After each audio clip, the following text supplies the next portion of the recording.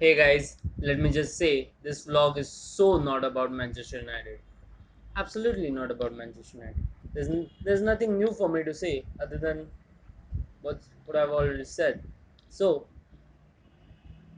let's find some other topics to talk about.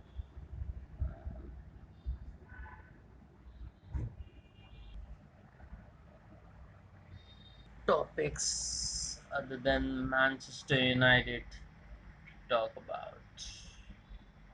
Ah, no, not that either. Okay, well, maybe I am a bit too depressed about Manchester United in their current position, but we're gonna quickly move on. Alright, guys, let me quickly start by saying that I missed a lot of topics in the last couple of weeks, and I'm planning to catch up with all of those. But first, India versus South Korea, under 16s, Asia Cup, quarterfinals of all. This Indian team looked amazing. This Indian team had it in them. The under 16s, the youth development is progressing throughout the country right now in football, and it's great to see that we are playing the likes of South Korea, which will only help us in our development, and will help these under 16 players as they grow up to understand the game better, to play the game at a higher level.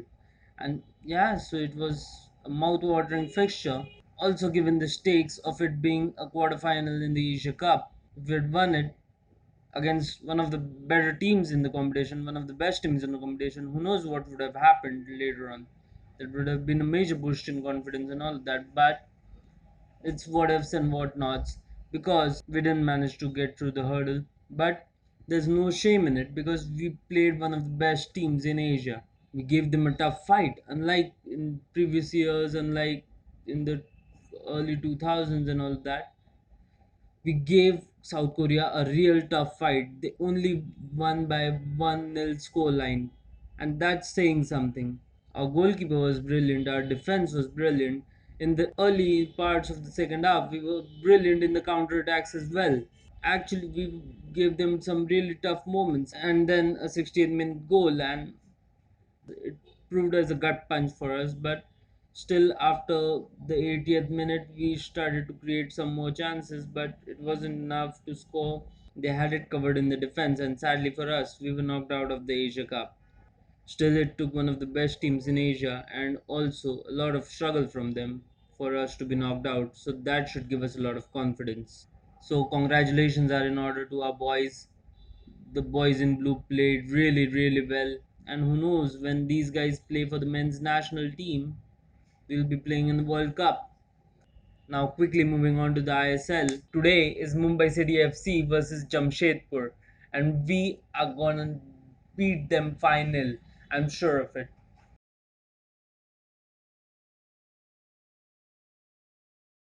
Already since the ISL started a couple of days ago, Bangalore FC have beaten Chennai and FC and got off to a strong start. Yesterday, Goa and Northeast drew their game.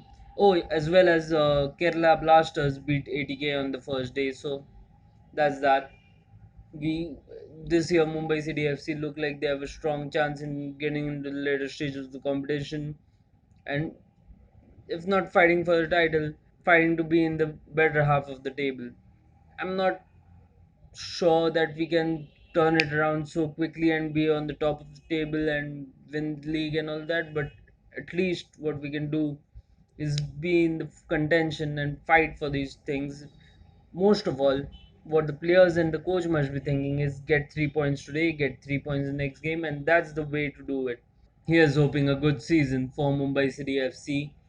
I was really busy the last couple of weeks, but this is something I really want to talk about. I really wanted to voice my opinion about, but yeah, I just didn't have the time. So here goes nothing. Really quick. Puskas Award. Bale, Ronaldo, Cheryshev, McGree. Anyone should have won it except Mo Salah. It was just a cop out giving him the award, so Modric could be given the award of best player of the year. Modric should have anyways been given an award for the best player of the year. I know some people think that the awards are ushering in the era of post Ronaldo and Messi. And yeah, Ronaldo and Messi do have a case of winning titles, scoring lots more goals, and all that. But yeah, there are other disciplines in football like midfield, defense, goalkeeping, and I remember Fabio Cannavaro winning his award, and people were shocked. There was no Ronaldo Messi then, there was no 40 goals a season, but still, there was shock of Fabio Cannavaro winning. And I still believe, I'm one of the rare few who believe that Rafael Varane had a strong case for Player of the Year this season. He's one of the quiet guys who slips under the radar, so many don't notice him as much as Sergio Ramos, Modric, or Ronaldo. But if someone from that Real Madrid and French team deserved that award, it was Rafael Varane. The number of times, I'm not talking about the goals he scored either, the number of times he made those last ditch challenges, last ditch attempts to protect the ball, protect his goal, protect his team from conceding a goal, and he was successful, is innumerable last season if you go have a look at the season. And that's why I feel he should have won it.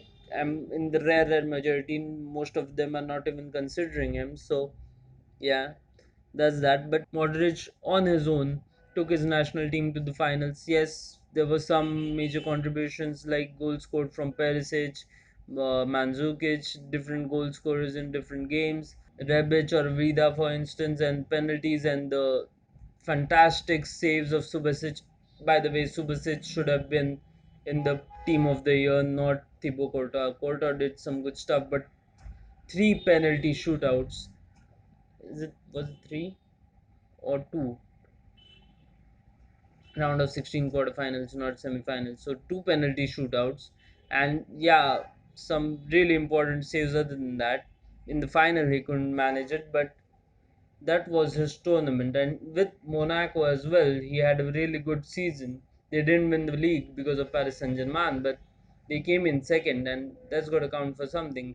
It was better than Thibaut Courtois' Chelsea, who managed to come in fifth and concede lots of goals. Hazard, although the great player is, although the way he propelled Belgium to the position they were in, third in the FIFA World Cup, shouldn't have been in the team of the year. It should have been Kevin De Bruyne. For the season, they had 100 points, all that, all the things that he did for the team. It was a really confusing award. All things aside, it was good that Martha won it for the women and Modric won it for the men. So kudos to them. Quickly moving on. Cristiano Ronaldo has been in the news a lot lately, and not for all the right reasons. He's been in the news for scoring a couple of crucial goals and breaking his deadlock for Juventus. Right reason. Providing assists against Napoli. Right reasons. Getting a red card in the Champions League. Not his fault as such. He did pull the hair. It should have been a yellow maybe. Thank God he gets to play in Manchester against Manchester United. So that's a plus. It's just one game ban, I think, and yeah, that's a plus, a real plus. So that Manchester United and all of us get to see him, our favorite son, back at our stadium. It's not good news for Manchester United as a team because yeah, last time he played against us in for Real Madrid, we all know what happened. It was Sir Alex's last game in the Champions League. The worst news of all, which Cristiano Ronaldo has gone in, was I was there in that Insta live, okay, by the way, which Cristiano Ronaldo did, and a guy asked him about a rape allegation from a bar girl in Las Vegas, Nevada, and he said it was fake news and none of that. And I get that this is happening too much. I get why Ronaldo fans will back Ronaldo and not the girl, but if you look at the interviews Ronaldo himself did way back when, I think it was in 2009, he said that I entered her from behind. It was rude. For the people who were saying that the woman popped out, she took the money, so what's the problem now and all that, why is she speaking up now? Just imagine the situation where big player and his top lawyers are sitting and talking to a woman that take this money or else you're going to be in court, we're going to do this against you, we're going to do that against you, we're going to ruin your career, all this, all that. And think about the pressure a person must be going through to concede to a remuneration, if you will. And it's just not right. I remember getting news after news of him partying with the likes of Anderson, Evra, and all these huge parties being thrown and all of that. And you know, that was the lifestyle back then. They led before he became father of four and all that. So it doesn't come actually as a surprise to me, although it should.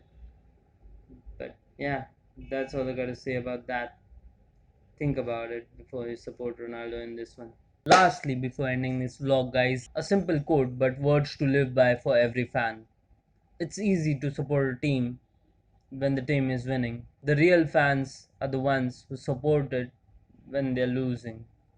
When the going gets tough, the real fans get going. Take what you will from it. Meanwhile, do subscribe to my channel. Also, like, share, and comment, guys. Let me know what you think of my vlogs. Let me know what I'm doing right, what you want me to talk about. So, that's it from today's vlog. See you around.